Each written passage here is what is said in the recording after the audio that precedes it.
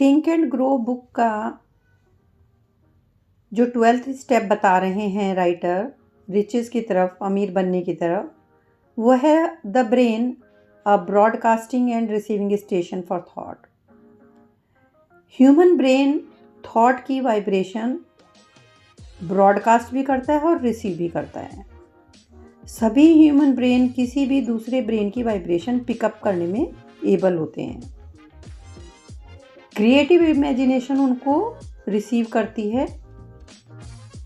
जो थॉट्स कोई दूसरा पर्सन रिलीज करता है, जब किसी का माइंड हाई वाइब्रेशनल रेट पर होता है तो वो ज़्यादा रिसेप्टिव बन जाते हैं, और ये पॉजिटिव इमोशंस की वजह से होता है या फिर नेगेटिव इमोशंस की वजह से भी हो सकता है। इमोशंस से थॉट की वाइब्रेशन बढ़ाई जा सकती है। उनमें इससे पहले चैप्टर में भी बताई थी मैंने आपको कि जो सेक्स की इमोशन है उनमें सबसे ज़्यादा हाई होती है। ब्रॉडकास्टिंग मीन्स इमोशन या फीलिंग्स का थॉट के साथ मिक्सिंग, वो सबकॉन्शियस माइंड को पास ऑन करना। उसके बाद सबकॉन्शियस माइंड ब्रेन का सेंडिंग स्टेशन है, जहाँ से ये थॉट्स की वाइब्रेशंस को ब्रॉडकास्ट करता है। Creative imagination receiving set through which vibrations of thought are picked up from the ether। ये सिंपल प्रोसीजर है। Subconscious mind, creative imagination and auto suggestion.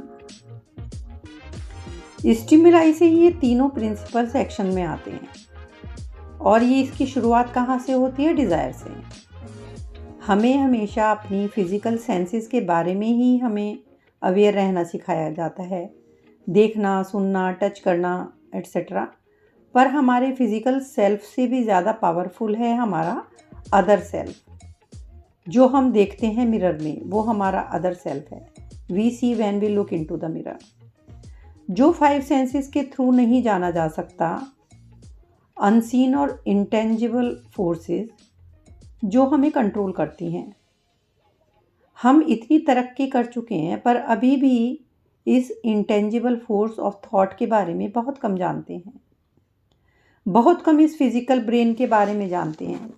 इतनी इंट्रिकेट मशीनरी है, यानी इतनी उलझी हुई मशीन है हमारा दिमाग, कि इसका जो वास्ट नेटवर्क है, जो हमारे थॉट की पावर को मटेरियल में बदलता है। ब्रेन सेल्स जो एक से दूसरे से कनेक्टेड हैं, वो 14 बिलियन से लेके 16 बिलियन नर्व सेल जो हमारे सेरिब्रल कॉर्टेक्स में होती हैं, और ये एक डेफिनेट पैटर्न में अरेंज्ड होती हैं, किसी हैफेजर्ड या अव्यवस्थित रूप में नहीं होती। They are orderly placed. और ये विश्वास करना मुश्किल है कि ये पूरी मशीनरी हमारी बॉडी की ग्रोथ और फंक्शंस का कारण है। बिलियंस ऑफ ब्रेन सेल्स एक दूसरे से कम्युनिकेट करती हैं। टेलीपैथी यानी मानसिक दूरसंचार, और क्लेयरवॉयंस यानी दिव्य दर्शन, ये पावर एग्जिस्ट करती हैं। इस बात के साइंटिफिक प्रूफ भी मिले हैं, और इस तरह की एबिलिटी इंसान में जगी हुई स्थिति में ही, अलर्ट रहकर ही उसको मिलती हैं। दोनों में इक्वल एनर्जी होती है। दूरी का उन पे कोई इफेक्ट नहीं होता कि एक इंसान कितनी दूरी पे रहता है। उनमें जो टेलीपैथी होती है, हंचेस होते हैं। हंचेस मतलब काल्पनिक अनुमान। एक्स्ट्रा सेंसरी एक्सपीरियंसेस होते हैं, जिसको 6 सेंस भी कह सकते हैं।